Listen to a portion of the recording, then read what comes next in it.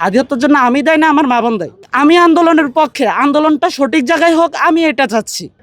আজকে হচ্ছে যে এখন 4:16 বাজতেছে। আমি হচ্ছে যে ঢাকা থেকে বের হয়েছি 12টা বাজে, হচ্ছে যে এখানে আসছি এখন 4:16 বাজে। এখনও আমি এ জায়গায় স্টিল নাও বসা। দেখেন আলটিমেটলি এখন হচ্ছে যে হাদি ভাই আমাদের জন্য একজন গুরুত্বপূর্ণ পার্সন ছিল, কিন্তু হচ্ছে দেখেন ওই যে হাদি যে মারা যাবে এটা আমরা কখনো কল্পনা করিনি। এরপরে হচ্ছে যে হাদি যখন মারা গেছে তখন হচ্ছে সবাই আমরা শোকাহত। এই যে হাদি মারা যাওয়ার পরে হচ্ছে পদ্মা সেতু, মেট্রো রেল এবং এলিভেটেড এক্সপ্রেসওয়ে নির্মাণের গর্বিত অংশীদার বসুন্ধরা সিমেন্ট। এই হইতেছে এখন যে আন্দোলন হইতেছে, হাদিকে সাধারণ জনগণ মারে নাই, যারাই মারছে তারা উপরের মহলের কেউ না কেউ, যারাই মারছে তারা উপরের মহলের কেউ না কেউ।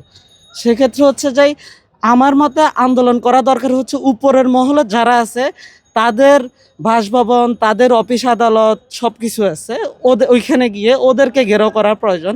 কিন্তু হচ্ছে যে এখানে যারা আছে, আমি আমার কথা চিন্তা করতেছি না, শুধু আমি ওভারঅল সবার কথা চিন্তা করতেছি।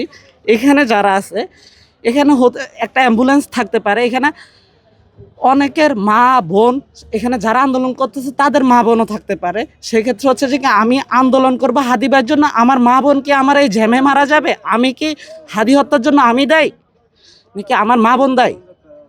হাদি হত্যার জন্য আমি দায়ী না আমার মা বোন দায়ী। আমি আন্দোলনের পক্ষে, আন্দোলনটা সঠিক জায়গায় হোক, আমি এটা চাচ্ছি। দেশটাকে আমি সুন্দরভাবে চাচ্ছি।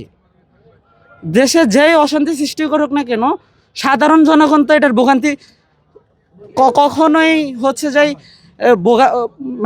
ভোগার কথা না সাধারণ জনগণ। সেক্ষেত্রে হচ্ছে আমার মতে হচ্ছে যে সচিবালয় থেকে বিভিন্ন অফিস আদালত আছে, ওইগুলা ঘেরাও করা দরকার, ওদেরকে ঘেরাও করা দরকার। আজ 5 আগস্টের পরে আজকে হচ্ছে যে 28 তারিখ ডিসেম্বর, 1 বছর ওভার হয়েছে। তো হচ্ছে যে আমরা অনেক কিছু দেখছি, অনেক কিছু সুশাসন পাইছি, কিন্তু পাশাপাশি হচ্ছে যে আমরা আমাদের গুরুত্বপূর্ণ মানুষগুলোকে হারাচ্ছি। এই হারানোটা আমরা চাই না। আমরা একটা সুন্দর সোনার বাংলাদেশ চাই।